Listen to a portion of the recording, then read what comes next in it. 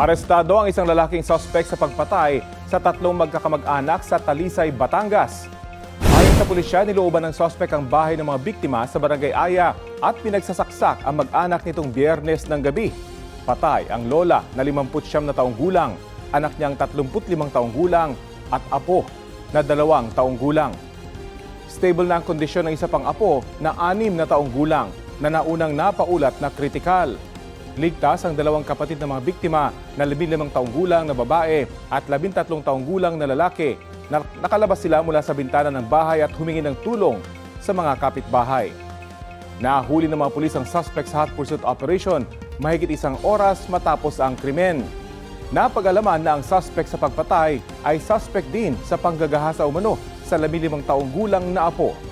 Inaalam pa kung may kinalaman ito sa pagpatay. Sinisikap pang kunan ng pahayag ang pamilya ng mga biktima. Gayon din ang suspect na mahaharap sa kasong multiple murder.